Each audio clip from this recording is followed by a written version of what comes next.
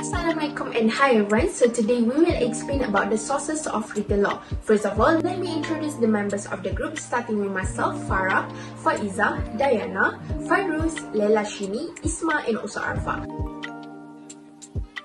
So let's get started. So written law is the most important source of law in Malaysia. Written law is laws that have been enacted in the constitution or legislation. In addition, written law is also referred to as statute law, which is made by parliament and also any subordinate bodies to whom the parliament has delegated the power to legislate. So there are 4 components of the written law, which are federal constitution, state constitution, legislation and also subsidiary legislation. Next, we will hear from Diana and Arfa.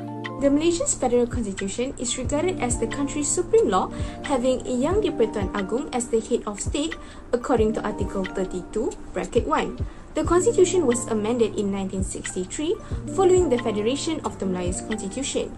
The constitution contains 183 articles which overview a framework for governance on how the government was formed and run.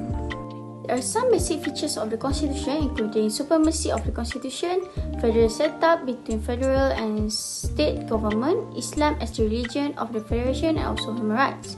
The constitution also prescribes 3 main divisions of power, which are executive, legislative and also judicial. The constitution includes a amending system that allows it to adapt to changing conditions and also societal requirements. Next, we will pass it to Fairuz and Leila. For the second component is the state constitution. It's a state law where it will be implemented according to the state. This means each state will have their own law. For example, the state holiday, where the state of Kedah, Kelantan, Terengganu and Johor will have holidays on Fridays and Saturdays, while the other states are on Saturday and also Sunday. Another example is for land matters. We can take the state of Kelantan as an example where, based on enactment number 26 of 1938, it states that any sale and purchase of land who is not a native of Kelantan need to receive the sanction of His Highness the Sultan in Council. What we mean about state constitution? State constitution also give meaning that every state has their own constitution regulating the governments of that particular state. For an example, state constitution of Sabah and also other states has their own constitution, like there is no tax or rate shall be levied by or for the purpose of the state except by or under the authority of the law. Next, it's really important how we dressed up in Kelantan.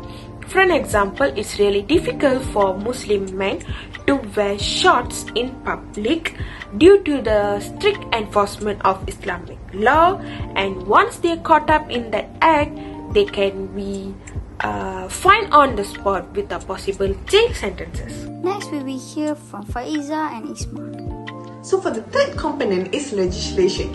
Legislation is law enacted by Parliament. These laws are subject to the Federal Constitution. Laws are legislated by Parliament at federal level and various state assemblies at state level. This legislation is trying to regulate with very complex matters such as employment, social security, tax liability, and economic management. This legislation process in Malaysia involves the introduction, debate and passage of bills in the respective legislation bodies. Also, when a bill passes by a parliament of the state legislative assembly and receive a royal assent, it becomes an act of law. But commonly, it refers as an act or an ordinance. But it depending on the level of government. Legislation also can have many purposes, such as to regulate, to authorize, to outlaw, to provide, to declare or to restrict. And lastly, we will hear from Farah.